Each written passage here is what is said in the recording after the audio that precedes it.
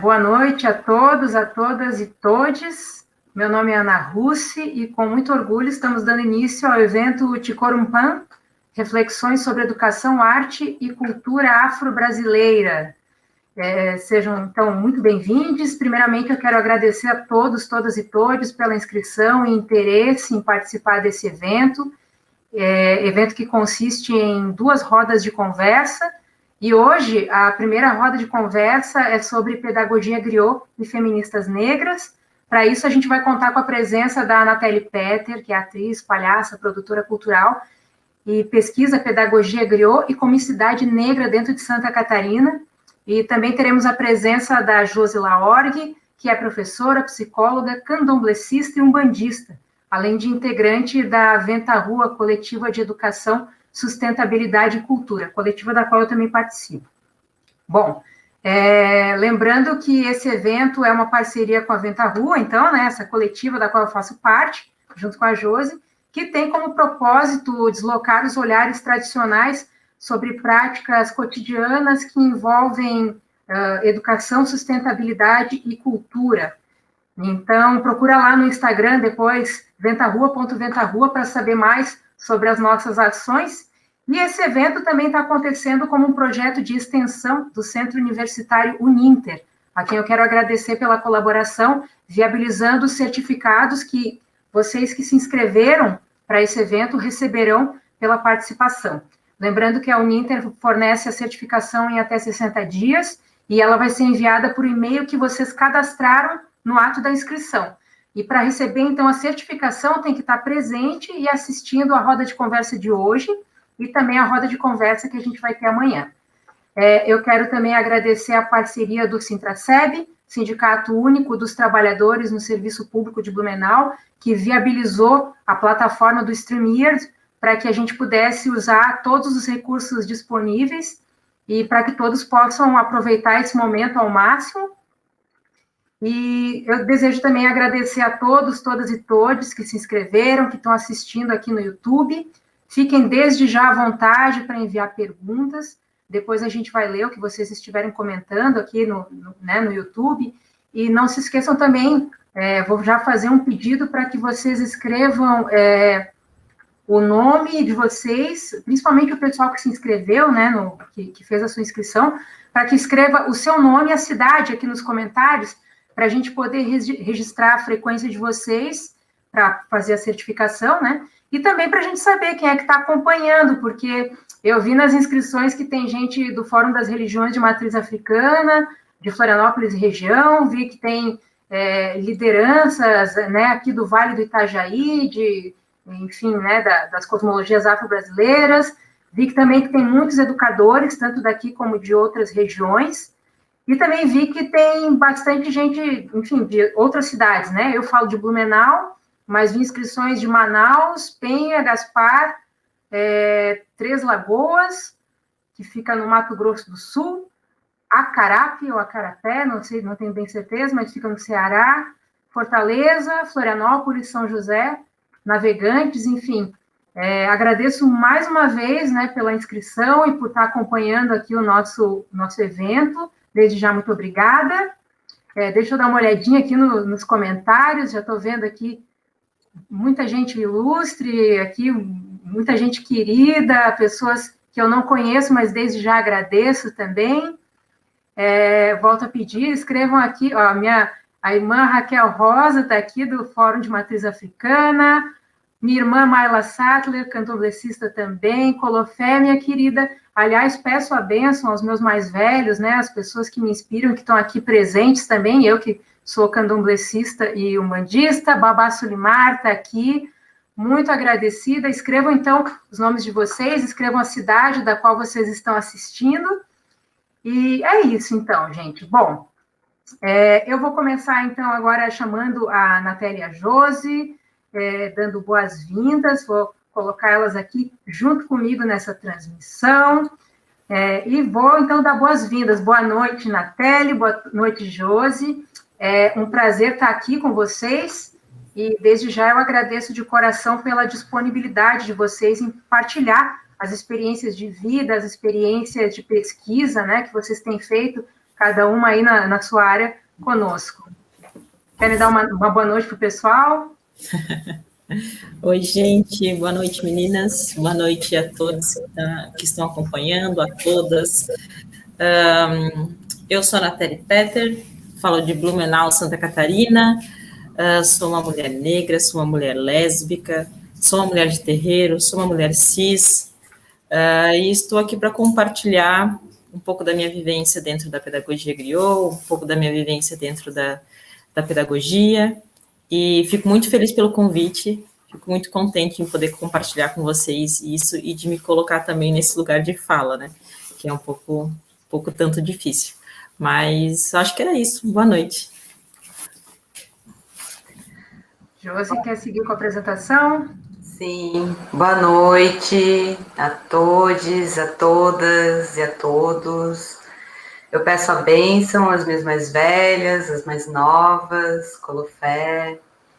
E quero iniciar agradecendo a oportunidade de estar participando dessa roda de conversa, ao lado de duas pessoas pelas quais eu tenho muita admiração e respeito.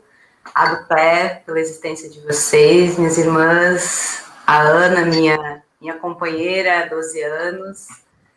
Muito grata por poder partilhar essas experiências com vocês. Eu sou uma mulher branca, cis, e que há 12 anos estou num relacionamento lésbico, mas que venho aos poucos me entendendo como uma mulher bissexual. Tenho tentado me passar por esse processo de identificação. Sou psicóloga e professora universitária. Atualmente participo também, como a Ana já falou, da coletiva Venta Rua, e acho que é isso por enquanto. Muito obrigada. Bom, agradeço novamente e, do mesmo jeito, devolvo os agradecimentos, a do Té também, a vocês, Josi e Natélia, pelas suas contribuições que virão, pelas contribuições que vocês já trazem para a minha vida, né? São pessoas que fazem parte da minha constituição identitária, inclusive. Agradeço muito pela existência de vocês e pela colaboração. E, bom, eu vou então me apresentar, né? O meu nome, como vocês já sabem, é Ana Russi. Eu sou professora universitária, né, atuo aqui na FURB, em Blumenau. Também sou estudante universitária, porque eu estou terminando o curso de segunda licenciatura em Pedagogia pela Uninter. E, além disso, eu sou da área de educação. Nessa área, eu pesquiso cosmologias afro-brasileiras, né, no entendimento mais simples, né.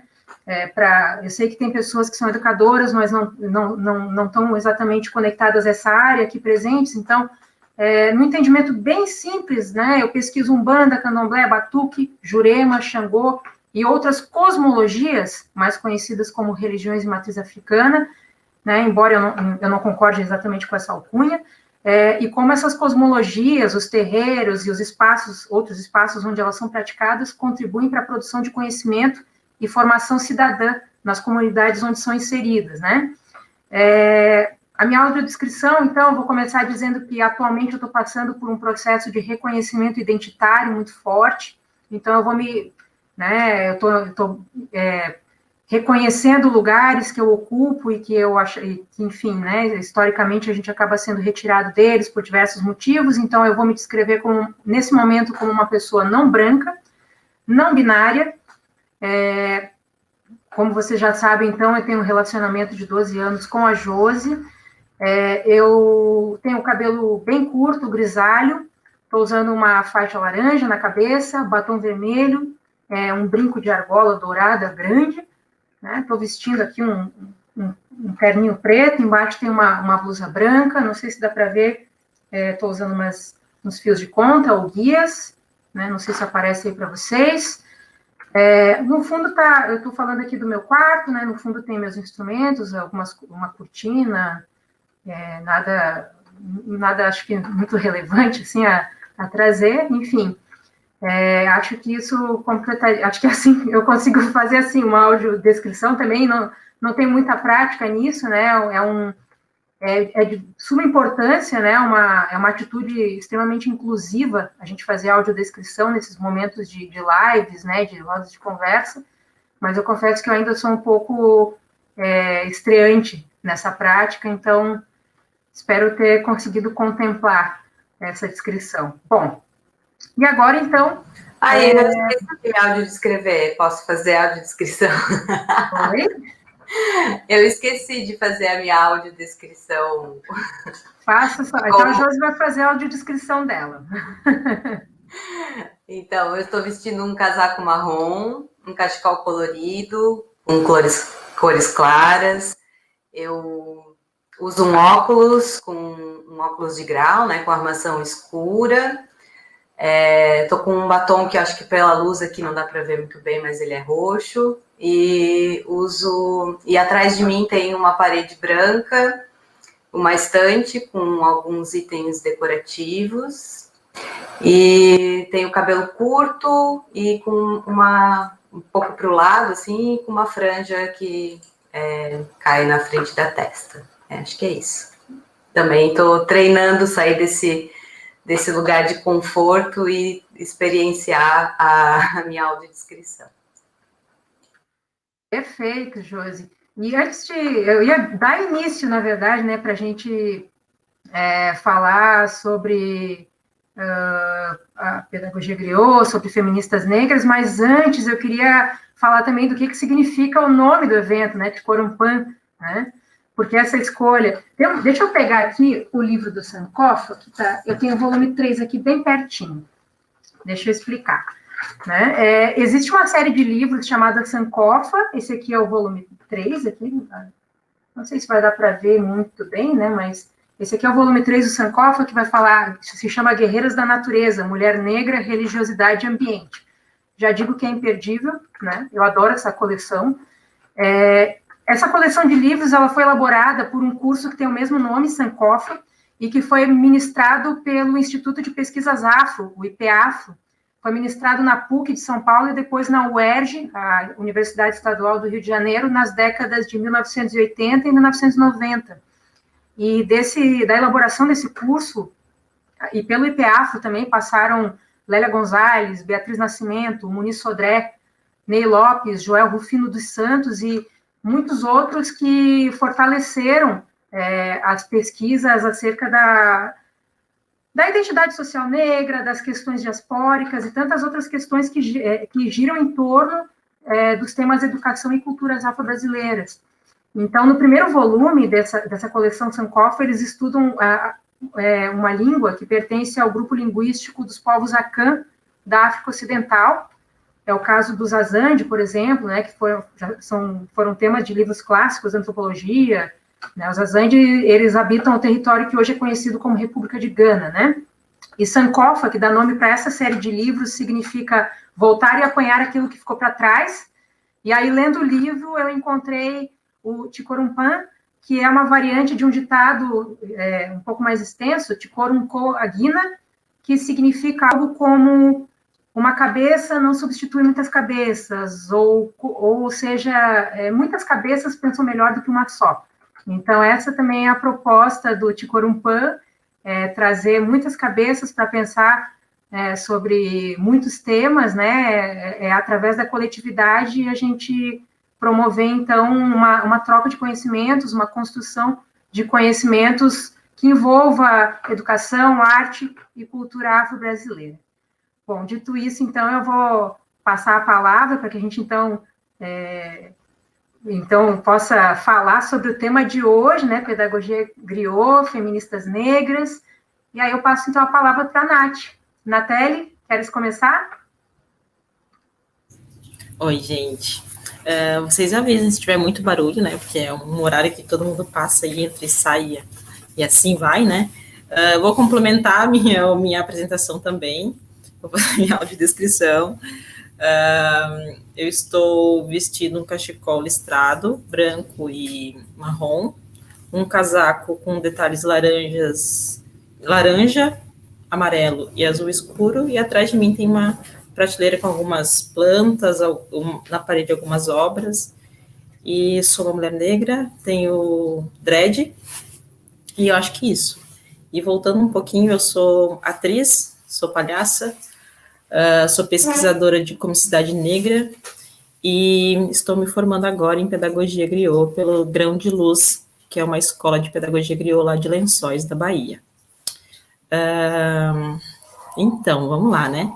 Eu vim compartilhar um pouquinho sobre a pedagogia griot, e para mim esse lugar de fala é um pouco difícil, assim, eu sempre esquivei desse lugar, e aí estou nessa didática, né, de me colocar, de precisa falar, de precisa se colocar, todo aquele contexto. E eu já vou começar com uma didática da própria pedagogia, assim, que não é o conteúdo que está no centro da roda, e sim o aprendiz, né? Então, eu sou uma aprendiz, estou aqui compartilhando o que eu sei até esse momento da minha vida, e sempre foi muito difícil para mim falar, me colocar em público. Claro que são resquícios de um Brasil colonial, né? Nunca me deram a permissão de fala, então acho que um pouco disso é um pouco difícil esse lugar da fala. Mas, enfim, me compartilhar. Para mim, nesse momento, é mais fácil produzir um texto e compartilhar ele do que falar assim abertamente, então eu tenho um texto que vai me conduzir, e a partir disso eu vou compartilhar com vocês. Então tá, vamos lá. A pedagogia griot é uma pedagogia facilitadora de rituais de vínculo e de aprendizado e aprendizagem entre comunidade, escola, idade, grupos étnicos, de gênero, território e identidades, saberes ancestrais e, principalmente, de tradição oral. Por meio de um método de encantamento, vivência dialógica e partilhada, elabora a consciência comunitária que tem em foco a expressão de identidade e vínculo com a ancestralidade de um povo. O vínculo e a aprendizagem são comprometidos com o reconhecimento de lugar social, político, cultural e econômico, que propõe uma revisão de valores e conhecimentos por meio do território. Uma sociedade estruturada na corporeidade de cada pessoa, colocando o corpo para o centro da roda. O conhecimento está através da oralidade e não da escrita, e muito menos em cima do conteúdo. A pedagogia griot está no entre, está na fronteira, no limite, na margem, no lugar da intersubjetividade, entre a identidade, a ancestralidade e o ensino. Se colocar entre significa estar na margem entre escola, comunidade, numa perspectiva de compreender o espaço da escola para além desse espaço estrutural que o colonial nos colocou, né? Então, para compreender de uma forma sobre um quintal, sobre um rio, sobre uma sombra, sobre uma praça, uma rua, uma trilha, um parque, um terreiro, um salão de associação e todos os espaços culturais e educativos criados no território identitário que chamamos de comunidade, seja ela qual for, quilombola, indígena, ribeirinha, periférica ou de campo. Estar entre significa considerar a escola um espaço cultural e comunitário, onde mestras e mestres griots, saberes e ciências de diversos povos e etnias estão reconhecidos e ocupando um lugar de poder de partilha de conhecimento. Que vai a rumo à inversão e transgressão da elaboração de conhecimento, onde a vivência e a oralidade vêm antes da consciência e da escrita. E é um ponto de partida por meio da tradição oral que contempla uma diversidade de linguagens, de expressões e manifestações de um povo. Uma categoria teórica de maior referência conceituada e facilitando os processos educativos e contínuos que superam a dualidade e as hierarquias coloniais. Bem e mal, certo e errado, vivência e consciência, mente e corpo, instituição e comunidade, oralidade e escrita, identidade e ancestralidade. O eu e o outro está na comunidade como um conteúdo comunitário. A tradição oral é um sistema complexo e simbólico e comunicativo de uma rede cultural viva em mitos, ritos, cantos, arquétipos, instrumentos, símbolos, culinária, ciência de cura, expressões artísticas. É criada e recriada numa referência na identidade da ancestralidade de um povo, conduzido sutilmente no processo de elaboração, aprendizagem e transmissão de seus saberes, bem como seus sentimentos, valores étnicos, história e projetos de vida.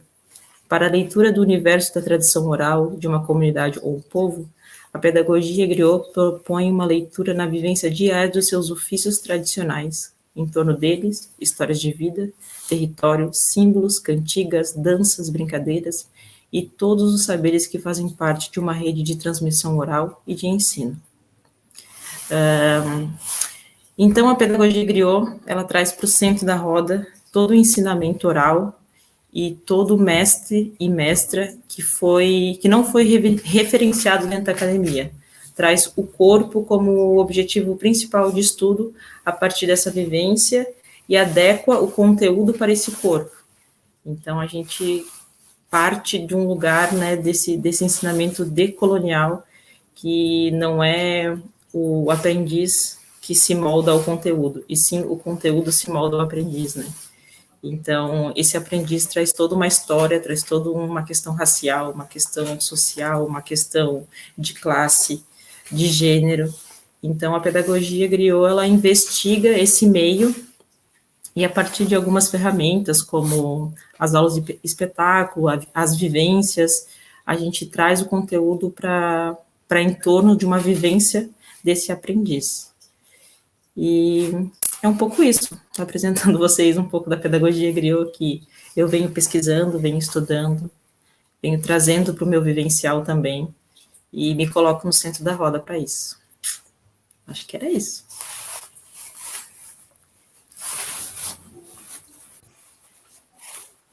Perfeito, Nath. Muito, muito agradecida por essa introdução. Josi, queres, na sequência, conversar com a gente? Pode ser, posso ir. Então, é interessante, né? Fiquei pensando muitas coisas enquanto a Nath falava e tentando entender um pouco também o lugar, né? O meu lugar enquanto professora dentro de uma instituição, né? Que é a academia, que é essa instituição que nos destitui desse corpo, né, e que nos coloca enquanto mente somente, né, enquanto conhecimento só, e que é um lugar que extremamente pautado por uma hierarquia, né, por uma lógica, não só dentro da universidade, mas eu falo a partir da universidade, que é o lugar onde eu tenho a vivência, onde eu tenho a experiência, né, mas se a gente for pensar a lógica de educação que a gente tem no Brasil, é a lógica do conhecimento, não é a lógica da produção de saberes, da produção de sujeitos, né, disso tudo que a Nath trouxe, que é o foco da pedagogia griot, né.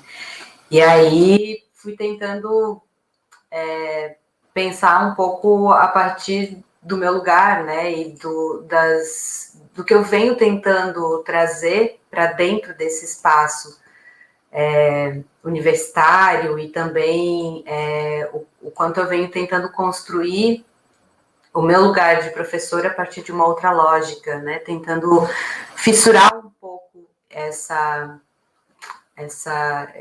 lógica colonial que a gente tem dentro do espaço da academia, né, e buscando romper um pouco com essa lógica, acho que tem algumas coisas que eu tento fazer dentro desse lugar de professora, que acho que primeiro é me afirmar enquanto uma mulher lésbica, né, e que isso é algo que eu considero relevante, porque você tira, né, essa lógica de que a população LGBT está fora desse espaço, né, que foi um espaço que nunca foi ocupado por essa população, né, e reconheço dentro desse lugar os meus privilégios, enquanto uma mulher cis, enquanto uma mulher branca, né, enquanto uma mulher que conseguiu terminar um curso de graduação superior, né, que conseguiu adentrar, passar num processo seletivo, entendo todos esses lugares, reconheço e sempre trago isso também à tona, e falo também a partir desses lugares, tentando me destituir E não ocupar esse lugar enquanto um privilégio, mas ocupar justamente para tentar fissurar um pouco, né? E outra perspectiva que eu tenho que trabalhar é sempre trazer temáticas, né, que se relacionam com gênero e sexualidade, relações étnico-raciais, deficiência, e pensar aí os diversos marcadores sociais que compõem os sujeitos, né? Então, e nessa prática eu venho tentando dialogar um pouco com algumas teóricas negras, até para trazer a voz dessas mulheres para dentro da academia, né? E uma delas com quem eu me encontrei no último ano foi com a Bell Hooks, né? Eu trabalho, geralmente as disciplinas que eu trabalho são disciplinas que dialogam com a educação, com processos educativos, e a Bell Hooks tem um livro, né, onde ela fala e ela dialoga com o Paulo Freire, com a pedagogia da liberdade, do Paulo Freire, que é o Ensinando a Transgredir, a educação como prática da liberdade, né? E é um pouco a partir disso que eu vou tentar dialogar com vocês, assim, né? Acho que situar um pouco a Bell Hooks, que é uma... Bell Hooks, na verdade, é a voz escritora da Gloria Watkins, né? E o nome dela é escrito em minúsculas mesmo, ela mesma fala, né, em letras minúsculas, todo o nome, como uma forma de afronta à academia, tentando descolonizar esse lugar de quem escreve, né, e focar nas ideias que estão sendo trazidas, né. A academia tem muito essa lógica de endeusamento do sujeito, né, e de esquecimento da produção do conhecimento, né. E muitas vezes a ideia, o conteúdo desse sujeito que é endeusado, ele também é endeusado, e aí a gente fica nessa lógica de produção, de somente reprodução de algo, né, e não tem uma construção, um pensamento crítico dentro da educação. E o nome Bell Hooks é uma homenagem à avó materna dela, que é a Bell Blair Hooks, né? E Bell Hooks é uma teórica feminista negra, crítica cultural, artista, escritora, professora universitária também. E escreve sobre diversos temas, sobre amor, sobre feminismo, sobre educação, sobre racismo, sobre mídia, história, masculinidade. E os textos dela trazem as suas experiências, né? Ela utiliza uma linguagem que é uma linguagem para que todas as pessoas tenham acesso. E isso ela traz sempre, né? E ela inicia o livro dela, logo no início ela conta um pouco da história dela, que quando ela entra em depressão, quando ela sabe que ela vai ser efetivada como professora universitária. Eu lembro que quando eu li isso, assim, eu me reconheci muito na história da Bell Hooks, porque ela traz uma frase que para mim me afeta sempre que eu leio, assim, né? Ela diz que nas palavras dela, né? Eu tinha medo de ficar presa na academia para sempre. E ela diz que ela entra em depressão no momento em que, na verdade, ela deveria estar comemorando, ela ia ser efetivada como professora universitária, né? E aí tem diversas questões que ela traz. Uma delas é que, primeiro, que ela, enquanto uma mulher negra, para ela e para a família dela, nunca pensaram que seria possível ela, enquanto uma mulher negra, estar no espaço universitário como professora, né? Ao mesmo tempo em que o lugar de professora era o único lugar possível para ela enquanto uma mulher negra. Ou ela ia ser dona de casa, ia casar, ou ela ia ser empregada doméstica, ou ela seria professora, mas não professora universitária, professora de ensino fundamental lá na cidade de onde ela vem, né? No interior, né, dos Estados Unidos, que é uma cidade que era uma cidade segregada durante o tempo, né, de segregação nos Estados Unidos, onde viviam somente pessoas negras, e onde ela estudou durante muito tempo, durante a infância dela, em escolas públicas, né? E ela traz o quanto que ela não queria ser professora, e ela queria ser escritora, né? E que ela pensava, bom, já que eu tenho que ser professora, né? Porque eu não quero ser empregada e não quero me casar. Então, ser escritora vai ser o meu trabalho principal e ser professora vai ser aquilo que vai me sustentar. Ela trazia muito isso. E justamente porque ela não queria ficar presa nisso que a academia proporciona para os corpos, né? Que é essa lógica de não nos reconhecer enquanto corpos, enquanto sujeitos, né? De não trazer para a roda esse sujeito de aprendizagem, e o professor ser sempre esse que, ou essa, né, que é uma mente que sabe tudo, e é uma mente que tem um poder sobre todas aquelas outras mentes que estão ali apenas escutando, né, apenas ouvindo, e não produzindo conhecimento, apenas reproduzindo aquilo que está sendo disponibilizado enquanto conteúdo. E aí ela vai dizer que durante o período que ela estudou nas escolas públicas segregadas, as professoras praticavam pedagogia revolucionária e uma pedagogia anticolonial justamente porque dialogavam com a realidade da população negra segregada. Então, para ela, a escola, nas palavras dela, né, a escola era o lugar do êxtase, do prazer e do perigo. O êxtase porque elas se reconheciam naquilo que estavam estudando, né? E o perigo porque transgredia essa lógica colonial que sempre subalterniza a pessoa negra e coloca a pessoa negra no lugar de um não humano, de alguém que não tem conhecimento, né? E aí quando ela vai para a escola das pessoas brancas durante a adolescência dela, é onde ela vai se deparar com o preconceito e com um conhecimento que não tinha relação com o modo dela viver, com o modo de se comportar, e com um conhecimento que passa a se resumir a pura informação, né? Então, não era esse conhecimento que se produzia nisso que a Nath trouxe, né? Na intersubjetividade, num processo de reconhecimento. Mas é interessante que, mesmo assim, ela diz que ela se formou ainda na escola, né, acreditando que a educação é possível de aumentar a capacidade dos sujeitos de serem livres. Assim, ela acreditou muito nisso e ela adentra na faculdade com essa perspectiva, né, de se tornar uma professora para trabalhar com essa, eu diria, com essa potência dos sujeitos, né. Só que quando ela adentra na faculdade, ela se depara com uma lógica hierárquica muito forte presente na instituição, com a lógica de que as pessoas, os estudantes, tinham que aprender a obedecer à autoridade, né? Então, essa perspectiva da hierarquia que não dialoga com isso que a Nath trouxe da pedagogia griot, é uma coisa que é algo que, para mim, eu sempre tento pensar o que é essa hierarquia que está colocada nesse espaço de conhecimento dentro da universidade, por exemplo, que é de onde eu falo, né?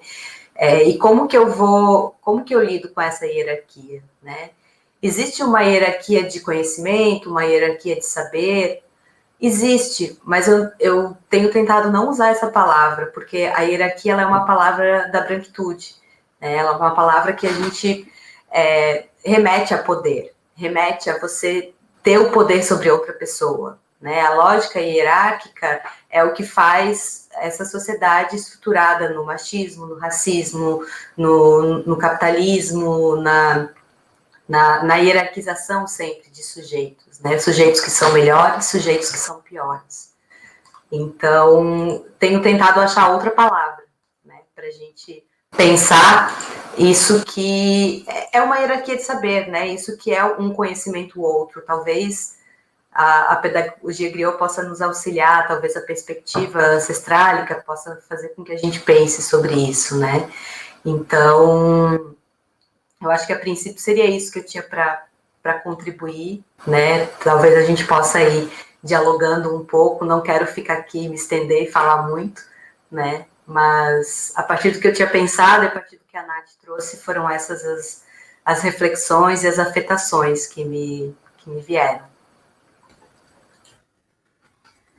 Agradeço muito por essas primeiras colocações, né, essas primeiras reflexões, como bem colocou a Josi, e Bom, à medida que vocês foram trazendo as contribuições de vocês, eu fui aqui anotando algumas coisas que me afetaram, né? Porque, enfim, a educação passa por isso, né? Ela passa por afetação, né? Quando ela acontece no campo do sensível.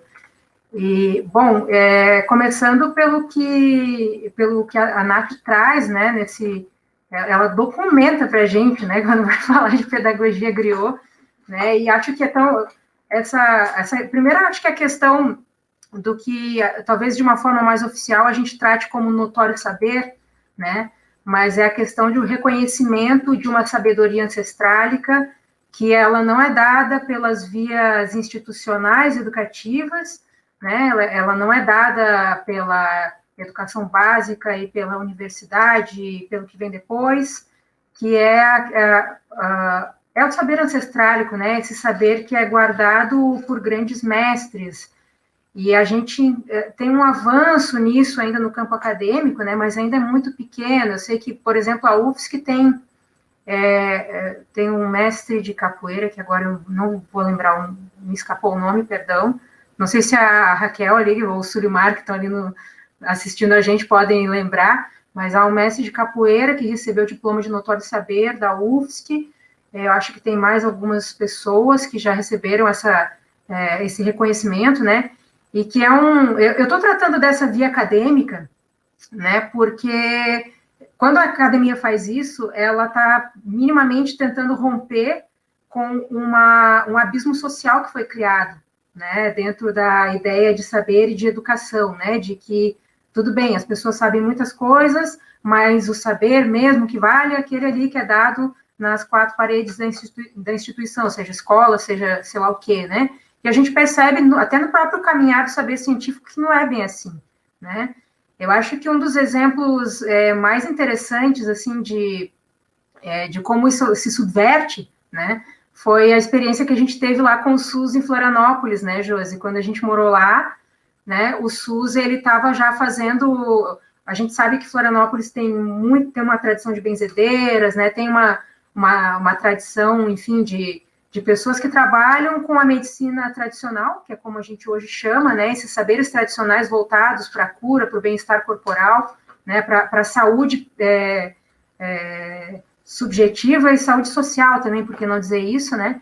E gradativamente existem programas do SUS em Florianópolis que estão aprendendo com essas pessoas e trazendo esses conhecimentos de chás, de garrafadas, enfim, para o uso clínico, né? Então, aconteceu até com a gente, assim, né, da Josi chegar com inflamação na garganta, eu chegar lá no SUS com gripe e tudo mais, ou alguma outra coisa, e o médico, a médica, colocar na receita um chá tal, tomar uma colher de mel, e, enfim, coisas que antigamente eram renegadas, né, porque elas não eram tidas como saberes processados pela ciência, né, e aí se cria esse abismo social que a gente, a passos muito lentos, né, eu não vou ficar aqui elogiando a universidade, porque isso é a passos muito lentos, que a gente está tentando fazer uma subversão disso e entender que mestres de capoeira, que mestres de maracatu,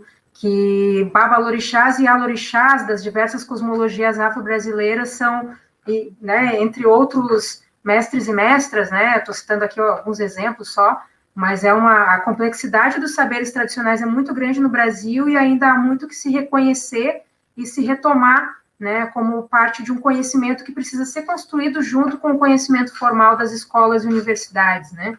Então, daí a importância da gente olhar para a pedagogia griot como também eu vejo, não sei se a Nath pode me corrigir se eu estiver errada, né, mas eu vejo como uma maneira também de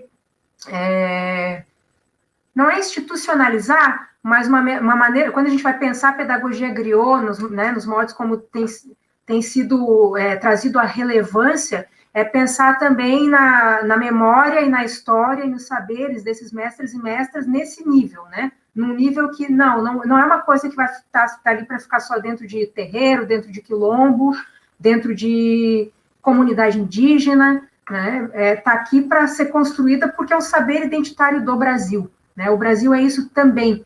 E se a gente for pensar até sobre esses aspectos estatísticos, o Brasil é principalmente isso, né? Considerando que a maioria da população brasileira é negra, por exemplo. Então, são aspectos identitários que fazem parte da nossa história e que foram renegados historicamente pelos processos de embranquecimento, né? Mestre No, muito obrigada. A Raquel me socorreu aqui. Mestre No, que recebeu em 2015 o diploma de notório saber da UFSC, né, pelos seus conhecimentos e suas contribuições à capoeira. Obrigada, Raquel. Eu estava com o nome, mas não tinha muita certeza, assim.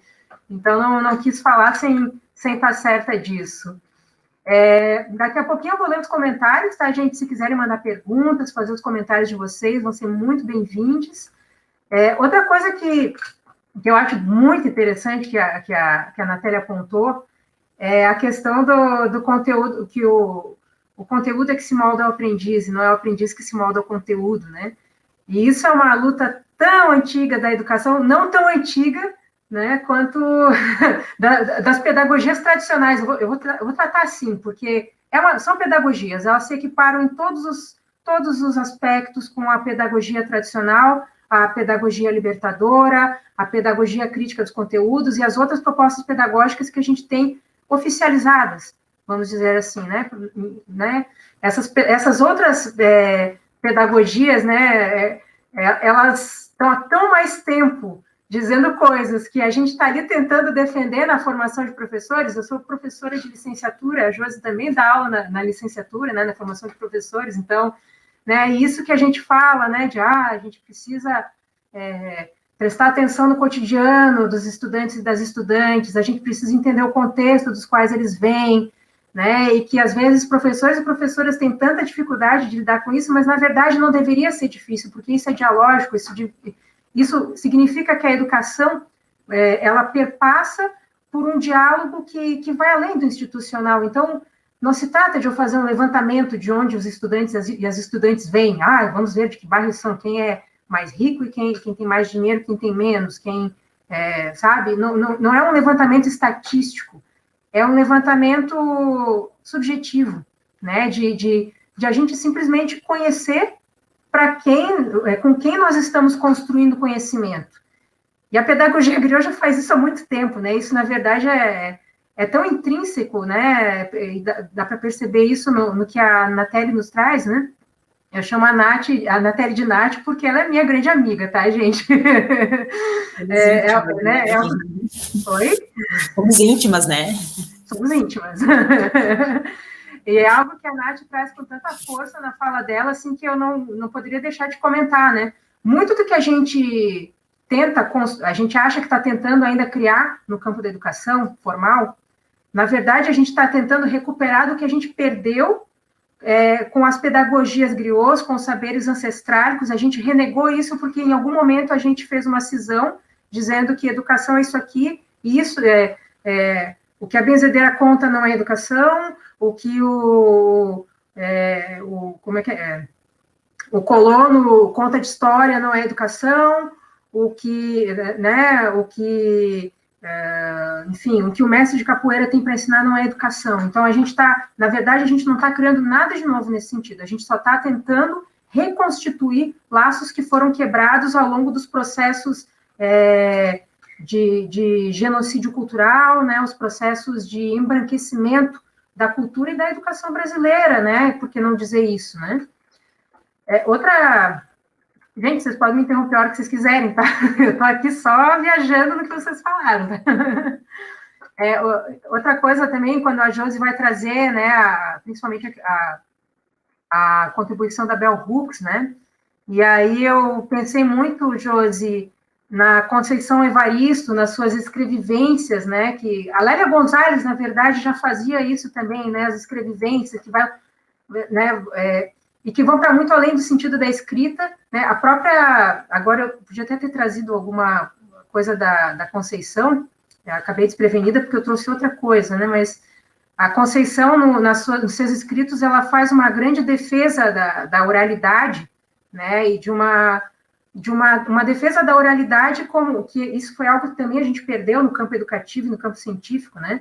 De equiparar ela ao discurso gráfico, né? Aquilo que é grafado, aquilo que é imortalizado, historicizado pela escrita, né? Inclusive, eu já tive debates sobre isso com o pessoal da história da FURB, né? Debates muito construtivos, por sinal, porque, em outras palavras, né, a gente tem uma história que foi oficialmente escrita, né? A gente vive numa sociedade que é grafocêntrica, isso não é né, todo mundo tem que ter acesso à escrita, porque é uma linguagem importante, ela é necessária à comunicação humana, ela dá acessos importantes, né, em momento nenhum estamos recusando isso aqui, porém, nós estamos numa sociedade que é grafocêntrica, ela dá preferência a acreditar e a dar importância para documentos oficiais que vêm na forma escrita, e aí, nesse processo, né, que aí, enfim, é histórico, com a vinda da imprensa, com o surgimento da imprensa, né, com cada vez mais pessoas aprendendo a escrever, com a forma como a gente passou a oficializar os nossos documentos, né, pelas vias escritas e tudo mais, né, por conta disso, a gente acabou, historicamente, invisibilizando a oralidade. E a oralidade, ela não vou nem falar de outras formas de registro histórico, né, mas a oralidade, ela é uma maneira de registro e uma maneira mesmo de se experienciar, né, a história, porque, como diria, eu vou trazer o Walter Benjamin, né, o Benjamin dizia, né, que quando você conta, você ouve uma história, e quando você, né, e você passa por uma experiência quando ouve essa história, e quando você vai recontar essa história, ela já é uma outra história, a sua experiência já é outra também, né? Então, é um registro de experiência também que apreende muito do que o gráfico não pode contar, né? Isso, né, eu estou falando até em termos de abrangência, assim, né? Tem coisas que a escrita, que a literatura não dá conta, e que a oralidade dá conta. Ela imortaliza em si, né? Ela imortaliza no sentido transformador, né? Não fica sendo aquilo para sempre, aquilo é histórico, é transformável, né? E eu digo nesse sentido, e também digo no sentido também do genocídio cultural, porque ao se demandar os documentos escritos como aqueles que trazem os registros oficiais da história brasileira, e a gente sabe que nos documentos escritos oficiais estão sempre as pessoas brancas, estão sempre, predominantemente, né, estão os homens, as pessoas de classe alta, detentoras de privilégios, né, enfim, nesses documentos essas pessoas acabam sendo, então, colocadas como heróis e heroínas da história, né? Por isso que a gente até hoje está aí ouvindo que foi a princesa Isabel que acabou com a escravidão no Brasil, né? Eu acho que esse é um bom exemplo, porque isso vem de uma apuração de documentação histórica, e a gente esquece todo aquilo que é trazido na oralidade, né? Revolução dos Emboabas, né?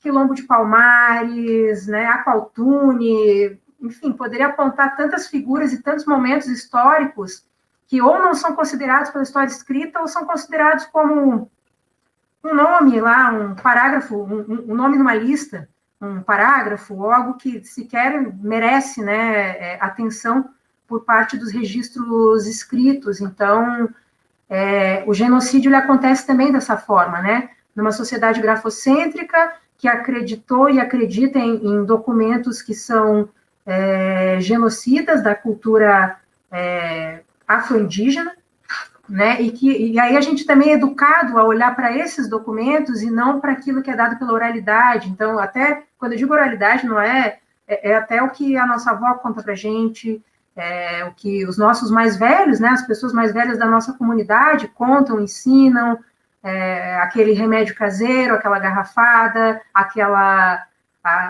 lenda, né, e que a gente acaba, mas isso não é importante, porque na escola está, naquilo que está escrito, né, nos livros oficiais, é o que eu devo me importar, né, então me chamou muito a atenção para essa questão, assim, que acho que tanto Bell Hooks, como Lélia, como Conceição, tentam subverter nas suas respectivas escrevivências, né, então isso denota também um papel hierárquico, né, que acaba também trazendo, de certa forma, trazendo uma outra perspectiva sobre o que é ser mais velho, sobre o que é hierarquia. Acho que a Josi trouxe isso tão bem também, né? E aí a gente também tem isso, acho que é importante a gente trazer aqui também que a gente interioriza isso, né? Eu sempre tenho dito para os estudantes e as estudantes das licenciaturas, assim, né? Se você quer subverter a escola, você primeiro precisa pensar na escola que está dentro de ti, né? E eu me incluo nisso, né? Eu tive uma educação basicamente pautada nos moldes tradicionais de uma escola, muito tradicionais, e eu tenho extrema dificuldade de, né? Enfim, acho que eu já consegui superar muita coisa, mas eu ainda tenho extrema dificuldade de tirar de mim a escola tradicional que vivia em mim, e com a qual eu passei, sei lá, 14, 20, se contar a universidade, dá mais até, assim. Então, esse é o primeiro desafio. E aí vou pegar esse gancho da escola tradicional para falar da questão da hierarquia, a questão do mais velho, né? Nas sabedorias tradicionais, né, cosmologias afro-brasileiras, nas muitas cosmologias indígenas, né, lembrando que cosmologias afro e cosmologias indígenas não são uma só, são muitas, né, enfim, o mais velho, o velho, eu vou falar assim, o velho, a velha, porque dentro desse âmbito, quando a gente fala o velho e velha, não é ofensa, tá, gente, para quem não está muito familiarizado, né, nossa, esse velho aqui, esse aqui é o velho que eu, né, enfim, saudações ao velho, a gente, quando fala assim, a gente não está falando de forma ofensiva, tá? A gente está falando mais quando a gente fala velho, na verdade, é um elogio dentro desse âmbito dessas cosmologias e desse patrimônio filosófico dessas culturas, né? Ser velho é um elogio, não é o fim, não é o término, não é algo que tem que ficar no canto e ser rechaçado e esquecido, ou ir para um asilo e nunca mais ser visto, sabe? Não é isso, o velho é sagrado, né? O velho é sagrado. E o velho, ele sempre foi cultuado nas cosmologias afro-brasileiras, eu vou falar desse campo porque é o meu campo de pesquisa, né? O velho é cultuado nas cosmologias afro dentro de uma relação horizontal, então ele é extremamente respeitado, mas isso é diferente de ele querer calar o mais novo.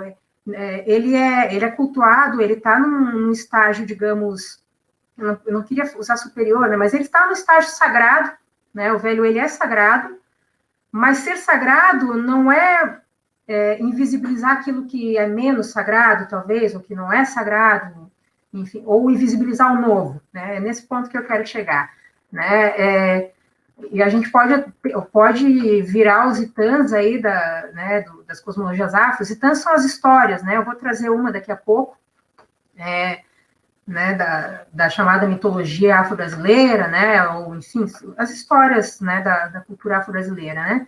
E você pode revirar os itãs e todas as suas variantes de cabo a rabo, e você não vai ver um mais velho mandando um mais novo calar a boca, porque ele é mais novo e tem que ficar quieto, tem que escutar, sabe? Assim como você não vai ver um mais novo mandando um velho calar a boca porque ele é velho demais para falar qualquer coisa. Isso não é por aí, né? O velho, ele é cultuado, ele é sagrado, e ele é sagrado numa relação horizontal, né?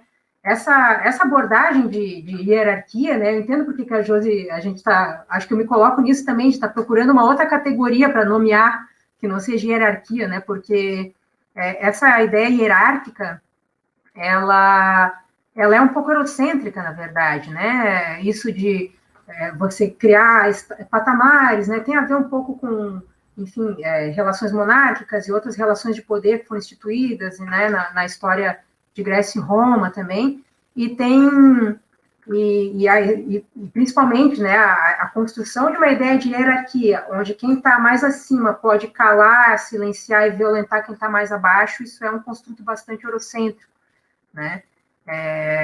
Então, e que não reflete, né, a ideia de saber ancestrálico das cosmologias afro-brasileiras e do patrimônio cultural afro-indígena como um todo, né? Então, acho que isso é importante a gente trazer aqui. Antes de devolver aqui a palavra para a Josi, para a Nath, para a gente continuar nossas reflexões, eu acho que eu falei bastante, mas foi empolgação também. Eu vou trazer aqui o Jairo Toné, que tá, acho que é Toné, né? Espero não estar falando errado. O Jairo Toné, que está aqui nos comentários, fez uma colocação sobre as suas reflexões, Josi. Ele disse assim, é incrível essa reflexão da Josi. Trabalhando na educação pública, observo como ainda há resistência por parte da maioria dos professores de aceitarem que são sujeitos aprendizes.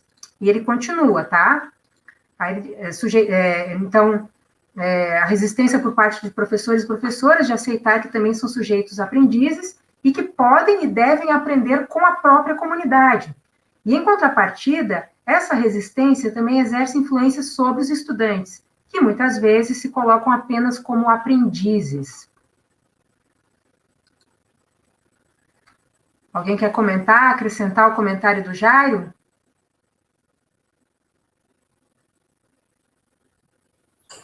Eu quero racializar um pouco dessa questão que o Jairo traz, assim, mas no sentido também de quem detém o conhecimento, assim, né? De quem foi dito que detém o conhecimento, assim. Acho que também pegando um gancho da Ana, assim, no sentido dos escritos, assim. Historicamente, quem escreveu foram homens e pessoas brancas, e homens brancos.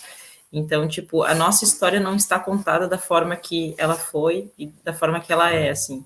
Então, esse sujeito que se diz aprendiz e que muitas vezes se coloca como aprendiz é porque está intrinsecado estruturalmente em vários campos. Então, tipo, ter a fala, ter essa colocação, racializando esses lugares, muitas vezes, tipo, foi nos negado esse lugar. Então, é um pouco difícil de compreender isso, mas também abrir esse campo para esse tipo de visão, assim. Acho que a Grada Quilomba, em Memórias de Plantação, ela fala um pouco sobre isso, assim, de onde estão os aprendizes negros e onde estão os professores negros, assim. Normalmente, os aprendizes negros estão no fundo da sala e não querem ser vistos ou são marginalizados, mas não porque querem, mas sim porque se foi colocado nesse lugar.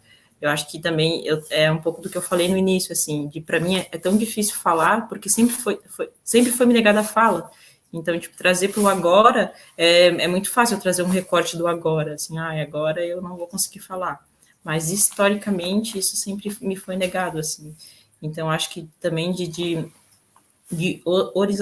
horizontalizar a educação, assim, também nesse lugar da hierarquia, eu acho que é um pouco, é uma forma de compreensão equivocada nossa, assim, de bem colonial mesmo, porque a hierarquia não é isso, né? A hierarquia não é quem tem mais, quem tem menos, ou quem tem mais poder, ou quem não tem, né? É só um lugar de vida mesmo. É óbvio que, por exemplo, a minha mãe tem mais vivência do que eu, então, tipo, mas ao mesmo tempo, trazendo um pouco para a pedagogia griot, trazendo nessa linha de educação, vou dar o mesmo exemplo. Minha mãe vem com ensinamento, eu, como uma pessoa mais jovem, eu posso colaborar com esse ensinamento dela, mas não invisibilizando o que ela traz, assim. Então, é um pouco de complemento um do outro, assim. Então, acho que a hierarquia é mal compreendida pela gente mesmo, assim, de sempre colocar em escala. E não é escada, é roda, né? Então, acho que a partir do momento que a gente entende a hierarquia como roda e se colocar no centro da roda e não em pirâmide, eu acho que talvez a gente possa compreender um pouco melhor.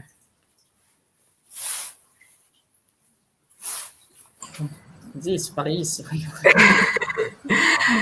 Então, nossa, a Nath foi por um outro caminho, não vou nem falar o que eu tinha pensado, porque realmente desconstruiu, assim, né? Eu acho que essa é a ideia, né? A gente se permitir desconstruir nesse diálogo, né? Porque eu realmente, pelo lugar que eu ocupo, eu nunca tinha pensado nessa perspectiva do estudante ser colocado como aprendiz somente, muitas vezes passa por esse lugar, né, racializado que tu traz, assim, né, não é permitido que você seja outra coisa a não ser somente alguém que vai ouvir, que vai escutar, né, e não alguém que vai me ensinar, e isso é bem, é importante a gente olhar para isso, né, e entender esses lugares e de que forma que a gente consegue ir rompendo, né, com esses lugares, e não no sentido de que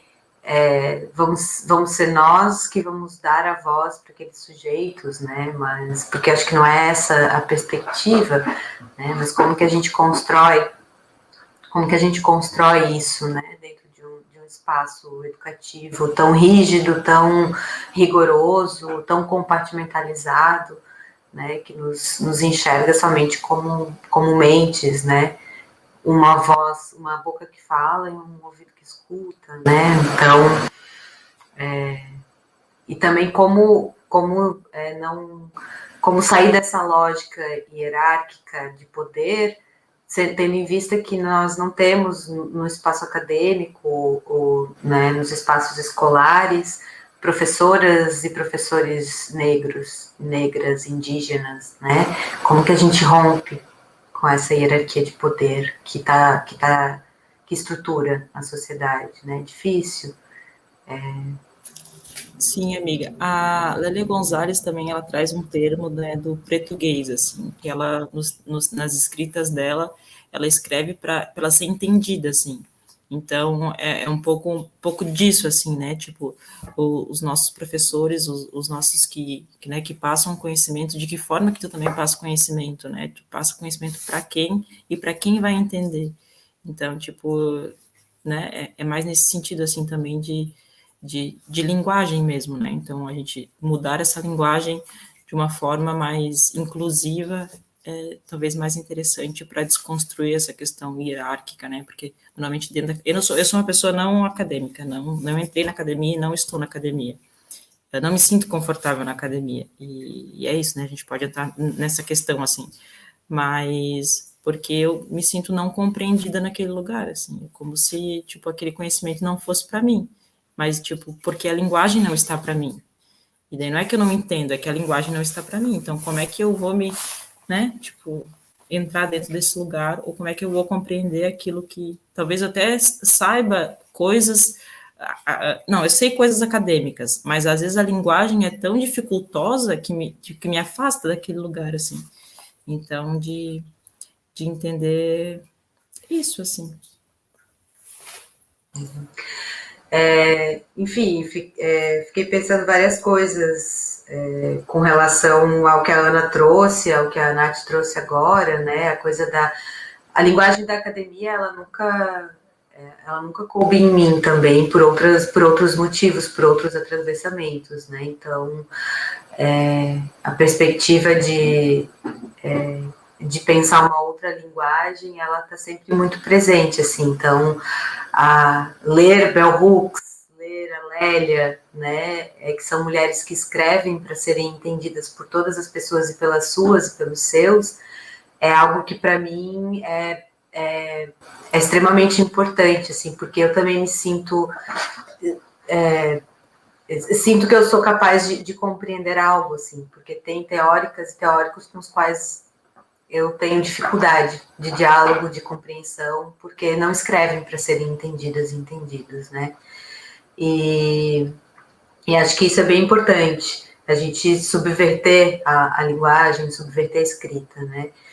E eu estava lembrando uma das coisas que a Ana traz com relação à questão da história, né, do registro da história, e esses tempos eu fiz um curso, né, sobre branquitude, tentando me aproximar um pouco de alguns debates, entendendo um pouco desse lugar também que eu ocupo na sociedade, e a questão da história escrita é uma das primeiras estratégias da branquitude de aniquilar os conhecimentos dos povos de África, né? Quando nasce a história enquanto escrita, né? Porque a ciência história, ela nasce depois é que vem a história oral, dentro da ciência história, né? Mas a história enquanto ciência, ela nasce a partir da escrita, né, do registro. E aí, então, foi uma tecnologia mesmo das civilizações greco-romanas de destruir as memórias, de destruir todo o conhecimento dos povos de África, né, porque os povos de África não registravam na escrita, né, os seus conhecimentos.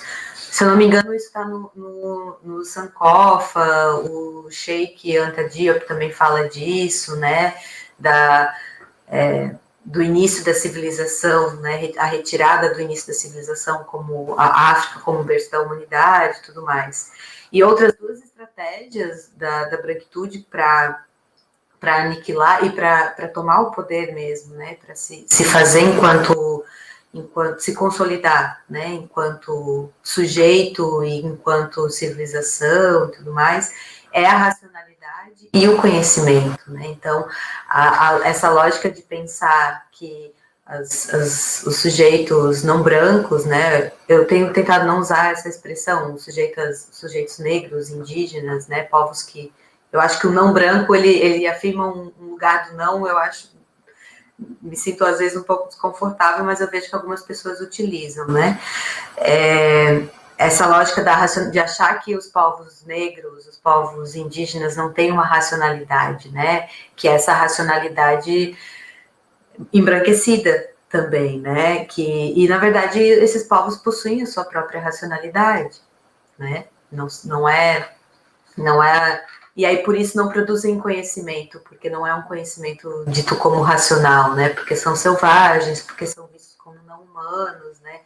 Então, na verdade, isso são estratégias da branquitude para acabar com o conhecimento, né, e com a produção toda de povos que foram sendo explorados, escravizados e dizimados, né, não só nos seus corpos, não só, né, mas também na sua cultura, na sua ancestralidade, né, na sua produção de conhecimento.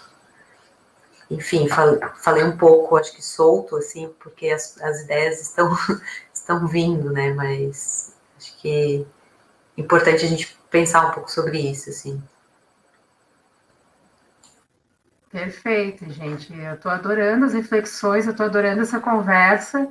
Eu quero, mais uma vez, lembrar quem se inscreveu, né, para o evento, para receber a certificação, para colocar ali nos comentários, quem não colocou ainda, né, o seu nome e a cidade de onde está assistindo, para a gente depois também assinalar a presença, tá? Se caso alguém não tenha colocado ainda.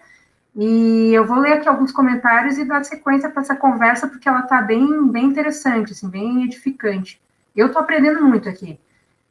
O Jairo comentou que muitas vezes os conteúdos passados em sala de aula estão muito distantes da realidade dos estudantes, e ele acrescenta que o conhecimento que se encontra nos livros didáticos dificilmente agrega os saberes e fazeres da comunidade onde se encontram os estudantes. E isso é verdade, eu vou até daqui a pouco falar um pouquinho sobre isso, viu, Jairo? E a Jo Olhari, oi, Jo, ela fala que Lélia dança com a língua, mostra seus molejos, sua riqueza, distante da polidez empolada. A essa língua ela chama português, sinuosidades amputadas das construções da língua portuguesa. Eu vou tratar um pouquinho também da questão da língua, né? Como falamos e onde falamos, né? Que foi um pouco do que Nathalie trouxe ali sobre seu desconforto na academia. Também sinto esse desconforto, tá, Nath? Né? Conseguir um pouco lutar contra ele, assim, né? Mas ainda sinto esse desconforto, sinto que muitas vezes a academia não quer também que eu fale ali dentro, sabe? Enfim, né? Dentro desses jogos de poderes que são estruturantes da sociedade, que estruturam a academia, estruturam a escola, né? E tudo que representa esses micronúcleos sociais, né? Agora, antes eu só quero passar para dar um oi para o Jean Massaneiro, tá? Que está aí assistindo também, já até fez comentário aqui, está fazendo uma pergunta. Para a Sheila também, que deu um alô para todo mundo que chegou um pouquinho depois, talvez não tenha me ouvido o meu oi. O Jean, gente, ele vai conversar comigo amanhã, na segunda parte do Ticorumpan, tá? Que vai ser o tema, o papel educativo dos espaços de preservação da cultura de matriz africana. Então, não percam amanhã, nesse mesmo horário, depois a gente vai passar o link também para assistir. Vou ler também aqui a pergunta do Jean, já vou falar daqui a pouquinho, eu vou ler aqui o comentário da Sheila, que diz que há que pensar também que a ciência, em muitos momentos, se apropriou de conhecimentos orais através da escrita, ou seja, apaga autorias quando escreve e assina como sua. Com certeza, Sheila. Isso já não é de agora, né? Isso vem dos primórdios, né? Os próprios... Posso te interromper? Deve, pode sim. Então, e acho que eu não tenho certeza se é o Sheikh Anta Diop que fala sobre isso, mas na verdade o que aconteceu quando se cria a ciência-história, né? Enquanto escrita, na verdade, as civilizações greco-romanas, elas buscavam os conhecimentos sobre medicina, sobre psicologia, psiquiatria, fisioterapia e vários conhecimentos e tecnologias que já eram produzidas pelos povos de África e, na verdade, se apropriavam, registrando como seus, a partir da escrita, né? Porque os povos de África tinham a oralidade, né, como a transmissão do conhecimento. Então, na verdade, não é somente essa ciência agora moderna e positivista, né, que apaga. É que quando a Sheila falou, eu me remetia a uma ciência moderna, positivista, mas a gente já tem desde o início, né, das civilizações, essa lógica de apagamento da oralidade, né, e dos povos assinando como seus, né? É uma das estratégias da branquitude aí, de apagamento, né? Das histórias desses povos. Olha o Jean aqui, ó. A própria Bíblia se apropriou de muitas mitologias mais antigas. Jean, guarda sua munição para amanhã. Não, tô brincando. Não, pode colaborar aqui com a gente, Jean. Josi, tu leu meu pensamento, que era exatamente o que eu ia falar, né? Sobre a questão da cultura greco-romana. E aí até eu ia falar da questão da Biblioteca de Alexandria, das muitas viagens, né, que gregos e romanos faziam à África para aprender, enfim, né, e que acabavam depois reproduzindo vários conhecimentos como sendo seus, né, e também acho que é importante, dentro desse contexto, a gente assinalar que a base da nossa ciência é greco-romana, e nós somos o Brasil, né, eu acho que só essa questão por si, ela já assinala, eu não estou com isso dizendo que a gente tem que jogar a filosofia greco-romana no lixo, não se trata disso, né? Mas o fato de nós estarmos aqui no continente americano, né? Nós temos um povo autóctone indígena, né? Que eram milhares eram milhões e foram reduzidos a poucos milhares hoje em dia, né? O fato de a gente ter a questão da diáspora africana, né? Eu vou falar rapidinho, né? Porque geralmente a história oficial, essa que a gente está falando, né? Quando vai falar da contribuição da história, né? Da história negra brasileira, ela vai falar dos escravos, dos escravizados, né? Mas trata como escravos, né? A gente também prefere não utilizar essa nomenclatura, né? As pessoas escravizadas, negros e negras que foram sequestrados do continente africano e trazidos para cá à força, né? O que acontece? Existe uma categoria chamada diáspora africana, né? Na verdade, ela é considerada um estado do continente africano, inclusive, né? E é o nome dado para um fenômeno, para esse fenômeno que aconteceu junto com essa imigração forçada de homens e mulheres do continente africano para outras regiões do planeta. O que acontece é que, embora lá na escola a gente aprenda, né? Nos estudos de história mais tradicionais, assim, né, esses estudos colocam pessoas negras sempre cumprindo o papel de escravos e escravas, né, com os negros e negras que foram sequestrados no continente africano, vieram a música, né, a musicalidade, a religiosidade, a culinária, enfim, veio uma grande complexidade cultural junto com eles, né, mas que acabou sendo negada por esses processos históricos de embranquecimento. E a gente acaba achando que a única coisa a única contribuição, entre aspas, porque eu acho que, né, sendo forçada não foi contribuição, mas a única contribuição foi para trabalho pesado, e não é bem assim, né? Trouxeram sementes, gente, tem variedades de plantas, né, que aqui no Brasil que só existem porque durante esse processo de sequestro essas pessoas se preocuparam em trazer sementes, né? Só para citar, assim, né? Então, esse processo é marcado Então, esse processo que é reconhecido na diáspora, né, é o fluxo de pessoas, de culturas, pelos oceanos em direção a outros continentes, e esse encontro, né, e troca das sociedades e culturas, né, aqui no caso com o Brasil, né, que aconteceram já desde os navios que trouxeram por sequestro essas pessoas, até a partir do assentamento, né, de negros e negras aqui no continente, passando então a integrar e constituir a cultura brasileira, a cultura americana como um todo, né, para falar aqui desse continente. Então,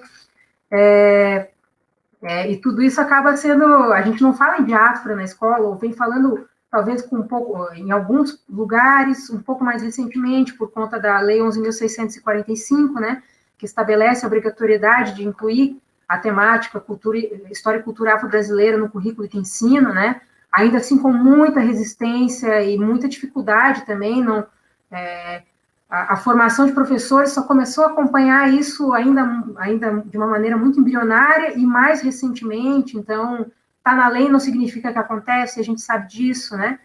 Então, é muito...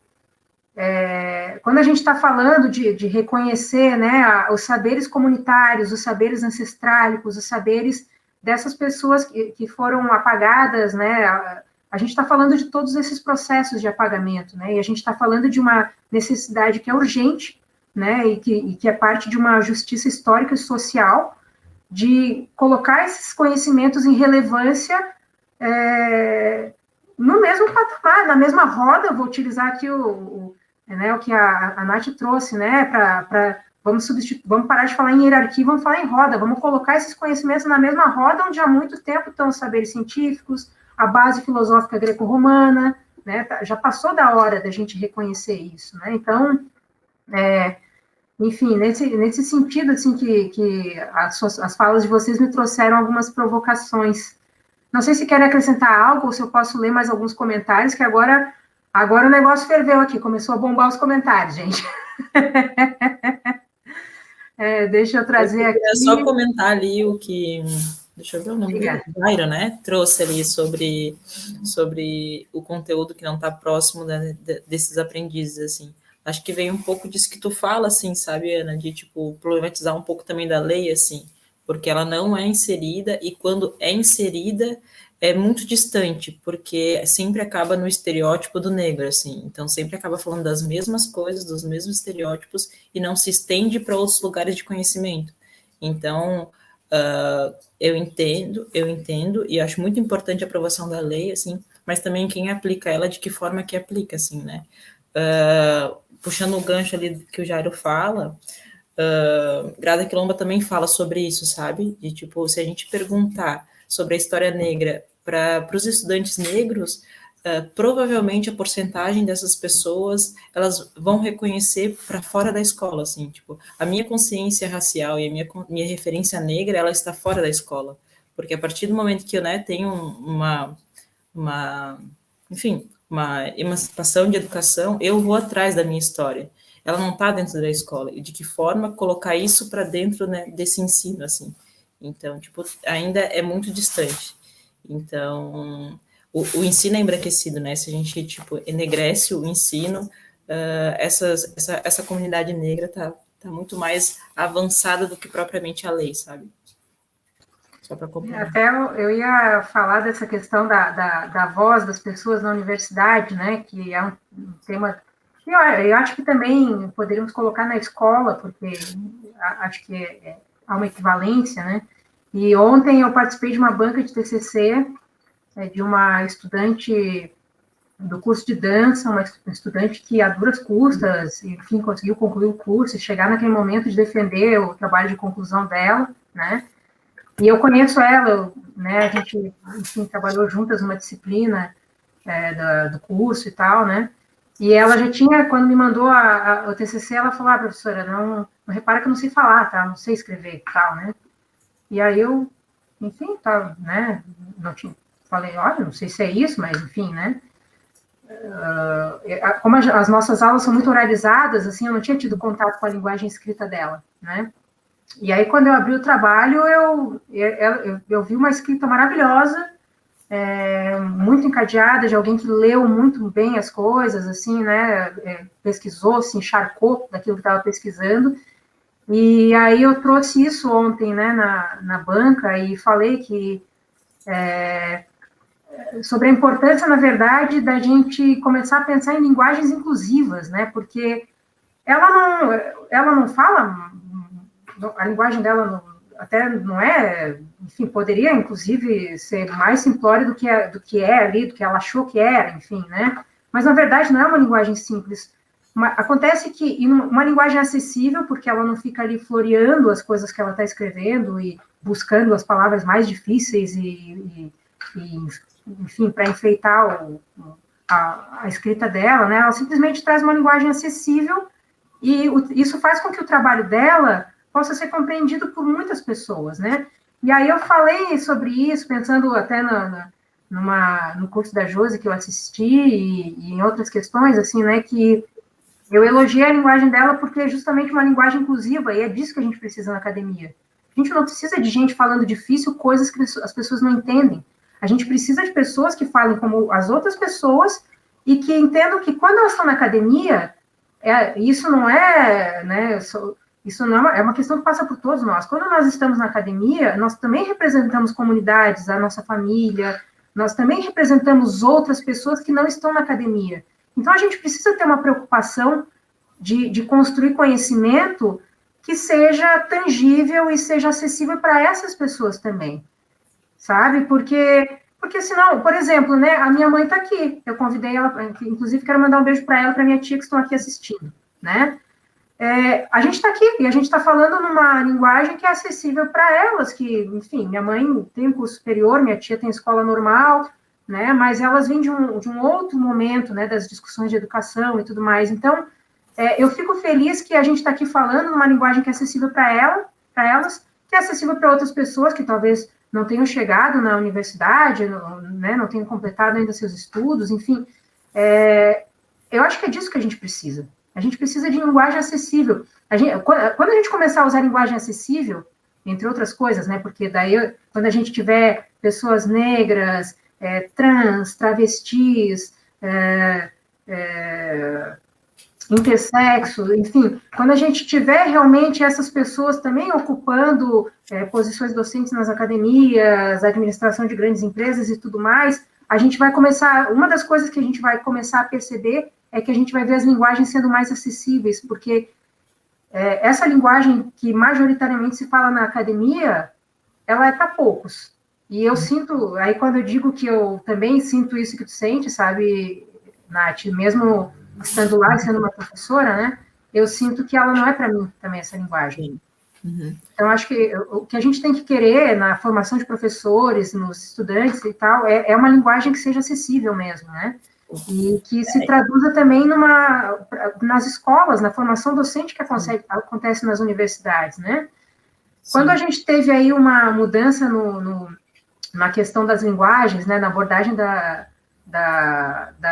língua culta, né, acho que o pessoal do curso de letras, ele trouxe isso para mim esse semestre também, no curso, na disciplina que a gente trabalhou juntos, né, a questão de que a norma culta não é a única norma de língua portuguesa. As pessoas falam de diferentes modos e a gente precisa contemplar isso. Isso já vem sendo trazido pelos livros didáticos, pela formação de professores de língua portuguesa, mas ainda existe muita resistência. Eu me lembro que quando esse debate começou a entrar nas escolas, as pessoas diziam coisas como, vai ensinar as pessoas a falar errado. E aí eu sempre lembro o Paulo Freire, o Paulo Freire sempre dizia, né, não existe saber mais nem saber menos, existem saberes diferentes. Sim. Então, enquanto a gente começa a ficar indicando um único caminho, né, você tem que falar assim, você tem que ser assim, você tem que estudar isso aqui, né? Enquanto a gente ficar indicando um único caminho dentro da escola e da universidade, vai continuar isso, né? As pessoas vão continuar não se sentindo parte, porque é muito difícil você se encaixar naquela forma ali, né? Sim. Eu quero complementar, amiga, com uma coisa que acho muito importante referenciar as pessoas negras, acho muito importante trazer para esse lugar do ensino e também para fora do ensino, sabe? Tipo, porque é muito bonito, é muito interessante as academias, falando especificamente, né, estudarem as pessoas negras, mas não se questionarem aonde elas estão dentro da academia. Tipo, por exemplo, aqui, né, estamos falando de várias referências, de vários lugares, de várias pessoas super importantes, mas, de fato, quantas pessoas negras estão aqui? Então, também de trazer isso para um vivencial, não só para uma teoria, sabe? Que é o que normalmente acontece, assim, né, de tipo, tô lá, tô estudando, que legal, né, tô estudando a branquitude e tudo mais, aquela coisa, e na prática fica só dentro da sala de aula, assim, sabe? Então, também de a gente trazer isso para a prática vivencial, para além uma academia, ou de uma escola, ou de uma universidade. Senão fica vazio, né? Assim, eu acho que é isso, assim, eu pelo menos vejo que eu não quero me alongar muito, porque eu quero ouvir o que a Nath tem para dizer da pergunta do Jean. Para! Não, é porque eu também fiquei curiosa para saber. Mas é que tu se permitir, para mim, assim, né, falando do meu lugar, é eu me permitir me desconstruir, né, assim, e reconhecer, e reconhecer esses lugares de privilégio, os lugares de opressão que eu ocupo na sociedade, assim, né, e de opressora também. Então, é difícil, né? É difícil, não é uma trajetória também muito, muito simples e muito fácil, mas que é extremamente necessária, porque senão fica um discurso vazio, né? Fica um discurso que não muda em nada, né? Que não interfere em nada naquilo que já vem sendo reproduzido socialmente, né? Enfim, eu vejo muito isso, assim, é um trabalho de desconstrução diário, né? Não dá para eu achar que porque trabalho com isso, porque levo isso para dentro da academia e, né, enfrento muitas questões ali dentro, tanto de colegas quanto de estudantes, que ok, né? Não, eu preciso ainda me desconstruir sempre, assim, nesse lugar, né? Então, enfim, acho que é isso. Estar aqui é uma dessas possibilidades, né? De me colocar para me desconstruir também, né? Não vim aqui para trazer algo que pronto ou algo que é maravilhoso, é revolucionário. Não, né? É algo com o qual eu preciso me haver também, né? Um lugar que eu preciso me haver também, assim. Perfeito, perfeito. Eu faço minhas as palavras da Josi. E eu vou botar então a pergunta do Jean aqui, né? Eu coloquei alguns comentários aqui, porque de repente eu sou uma péssima, como é que fala? Uma péssima técnica aqui desse. Porque daí eu fico muito perdida, gente. Daí eu comecei a botar os comentários um atrás do outro e tal, mas enfim, né? Estou colocando alguns aqui, porque bombou a discussão ali nos comentários também. Quero agradecer a Jairo, Sheila. Joana, Davi, pelas contribuições de vocês também movimentando as discussões nos comentários, né? E vou colocar aqui, deixa eu achar a pergunta do Jean. Aqui. Se for difícil, eu não vou responder. Queria saber da Nath se a pesquisa da pedagogia griot já influencia o seu trabalho na comicidade e de que forma? Potente. Então, assim, eu comecei a comicidade, a palhaçaria, antes de estudar pedagogia. Então, a minha referência de palhaçaria sempre foi bem eurocêntrica, bem branca, bem do palhaço branco e Augusto, enfim, dentro deste lugar, assim. Então, eu parto desse princípio, assim, que, tipo, para mim era muito difícil esse encontro da minha palhaça, da minha comicidade, através dessa referência, assim. Então, quando eu começo a estudar pedagogia griot, eu começo a referenciar outras coisas, para além também da própria palhaçaria e para além dentro desse mesmo núcleo do teatral, assim, né? Dentro dessa linha teatral, assim. Então, eu começo a referenciar coisas de terreiro, por exemplo, a comicidade que está dentro de Exus e Pombagiras, começo a referenciar os brincantes, o cavalo marinho, e começo a trazer isso como referência para mim, assim, né? Então, eu acabo, tipo, descolonizando essa palhaça, assim, acabo entrando por esses meios, essas outras formas de riso, né? E o riso está intrinsecado muito dentro de um racismo, muito dentro desse lugar.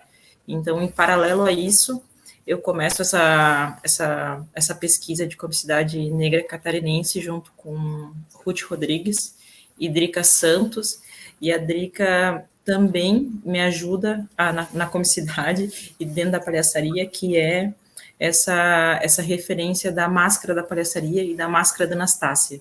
Então, a Drica faz esse contraponto de como, tipo, a menor máscara do mundo me dá uma possibilidade de fala, e a máscara da Anastácia, por, tipo, 500 anos me silenciou, né? Então, acho que a pedagogia griot me auxiliou muito nessa enegrecer a referência, assim. Então, talvez, se eu não tivesse dentro da pedagogia griot, eu não conseguiria permear por esses caminhos ou ter essa visão, assim, da palhaçaria de terreiro, que também é um termo que Antônia Vilarinho estuda e pesquisa e forma palhaços e palhaças dentro da comicidade negra. Acho que responde um pouco, né?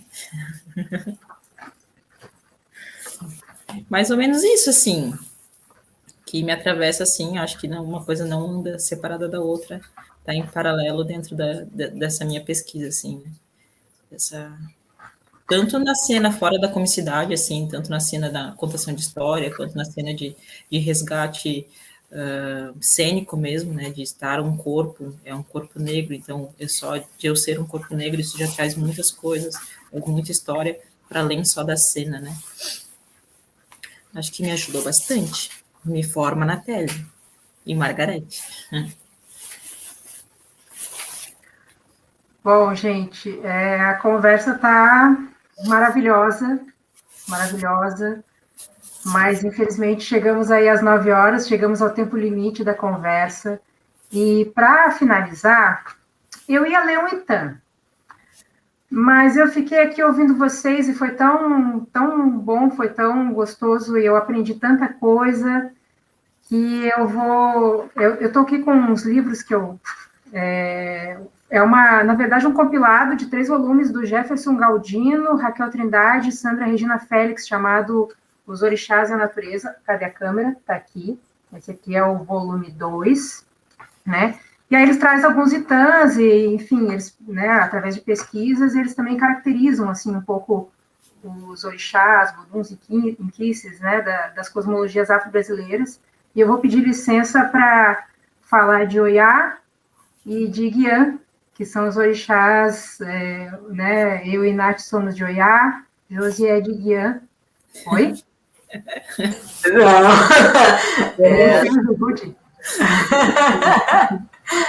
Bom, fala aí, Nath, eu não vou falar por ti. Tá tudo certo, o Iá também. Já faz parte, desculpa, amiga. Bom, enfim. Não, mas se você quiser, eu posso também trazer outra referência, assim, isso não é nenhum... Não, o Iá está presente, está bem presente, não, tá tudo certo. Então, eu vou ler a caracterização que eles fazem, assim, através de pesquisa, né, porque é um livro bem interessante, assim, ele é um livro que foi, aliás, muito bem ilustrado também, eu não lembro, deixa eu ver se eu acho aqui, quem é que faz as ilustrações, acho que não, o Jefferson Galdino mesmo que faz as ilustrações, enfim. Então, eles caracterizam Oiá da seguinte maneira: Oiá, também chamada de Yansan, é rainha dos ventos e raios e a senhora dos eguns, espíritos dos mortos, os quais ela controla com o iruestim, que é um rabo de cavalo, né, algo parecido, um dos seus símbolos. Yansan, deusa dos cemitérios e do rio Níger, não se separa do seu alfange flamejante e de um chifre de búfalo que carrega na cintura. Yansan é vento, calor e paixão. Ela é fogo, raio e beleza, e a beleza deste fenômeno natural. É energia viva, pulsante e vibrante. Irrequieta, autoritária, sensual, com um temperamento forte, dominador e impetuoso, Yansan é dona dos movimentos e, em algumas casas, é também a dona do teto da casa, do Ilê. Guerreira, Yansan foi esposa de Ogum e, posteriormente, esposa de Xangô, que, segundo a mitologia iorubá, também se casou com suas irmãs, Oxum, a deusa do rio Oxum, e Obá, a deusa do rio Obá. Lembrando que Obá, Oxum e Níger são rios que existem ainda com esses nomes no continente africano. Xangô roubou Yansan de Ogum e deu-lhe o nome de Yansan. Esse título faz referência ao entardecer e pode ser traduzido como a mãe do céu rosado ou mãe do entardecer. Ao contrário do que muitos pensam, o nome Yansan não quer dizer a mãe dos 9, e sim, era o nome por que Xangô a chamava, pois ele dizia que ela era radiante como o entardecer ou como o céu rosado, e é por isso que rosa é sua cor por excelência. No Brasil, Oiaçã é sincretizada com Santa Bárbara, suas cores são vermelho e branco, o marrom terracota e ainda o rosa, sua cor dominante. O elemento desse orixá é fogo e seu dia... Bom, aí, enfim, vou parar por aqui porque acho que vai um pouco de cosmologia para cosmologia. Lembrando que tudo que eu trago aqui também tem as suas variantes, né, de acordo com as regiões, de acordo com o fundamento, né, quais são os povos que permeiam a construção da cosmologia e assim por diante. Sua saudação, Eparre Oiá. Oxoguian, Oxaguian, Oxaguian. Na mitologia iorubá, é um Oxalá jovem e guerreiro, considerado filho de Oxalufã. Seu templo principal é o Ejibó, estado de Oxum, onde ostenta o símbolo de Eledibó ou rei de Ejibó. Edibó, né, melhor dizendo.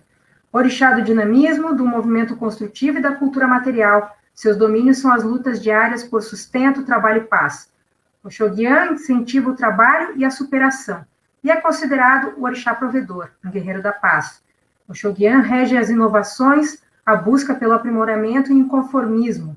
É sempre retratado como um guerreiro forte, astuto e conquistador, que nunca entra numa batalha para perder, sempre superando quaisquer obstáculos e saindo vitorioso de suas lutas. Suas cores são branco e azul claro, seus símbolos são Idá, a espada, Ofá, arco e flecha, Atori, vara, Polvarim, o escudo e a mão de pilão, seu maior símbolo. Disse que enquanto o Ogum fornece meios, né, as ferramentas e as armas, o Oxoguian fornece inteligência e vontade para vencer. Representa o início de um movimento e, como orixá das inovações e invenções, Oxoguian criou para si o pilão, de tal forma que pudesse saborear seu prato favorito, que é o inhame. Foi seu gosto pelo inhame que deu origem ao seu nome, já que Oxoguian significa literalmente orixá comedor de inhame pilado. É com Oxoguian que se encerra o ciclo das festas de Oxalá, com a festa do pilão de Oxoguian, o Jodó, o dia do pilão. O dia, bom, enfim, aí o dia da semana, não vou falar porque varia, né, enfim, sua saudação aqui, né, pela pesquisa dos autores, Epababá, Orixalá, Orixá Okeninum, Uongobo, Orixá Epababá. Respeitos ao pai, o grande orixá, o orixá mais alto dentre os outros orixás. Esse cumprimento ele também varia de cosmologia para cosmologia. Né? Eu estou trazendo aqui só por conta da tradução do Iorubá, mas é isso, né? Eu quero com isso também saudar esses e todos os orixás, inquices e voduns que permeiam as nossas existências, que permeiam essa conversa, que permeiam esse encontro. E acho que a gente pode, então, caminhar para a nossa despedida, né? Meninas? Pode, né? Porra, pode, show. Gente, eu fico muito grata por ter esse lugar, por estar com vocês, por compartilhar disso tudo.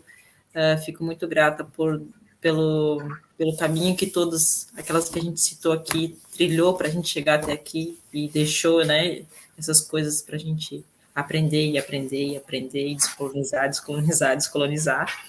E todas aquelas pessoas que, né, me dão um apoio, me dão força para, tipo, acreditar em mim também, que eu acho que é muito importante. Não se vive sozinho, se vive em comunidade.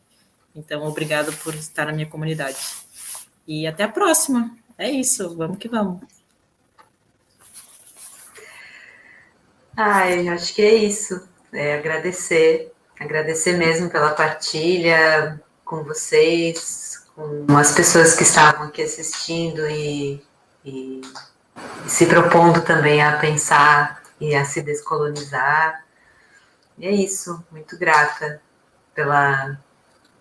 por aprender com vocês e por ter vocês na minha existência. Até.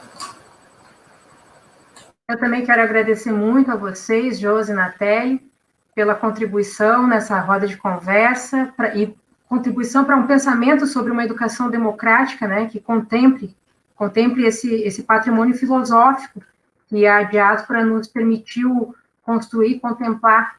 E antes de terminar, ainda eu quero aproveitar para fazer um jabá e indicar o curso da Venta Rua, Direitos Humanos, uma perspectiva feminista. A gente já está na segunda turma. Esse curso, ele trata das perspectivas hegemônicas dos direitos humanos, e aí vai traçar depois um caminho pelas perspectivas do movimento feminista, né, acerca dos direitos humanos, enfim, vai falar de direitos humanos sob a perspectiva da interseccionalidade. Quem ministra o curso é a Josila Org, e que está aqui, né, contribuindo também com seus conhecimentos conosco.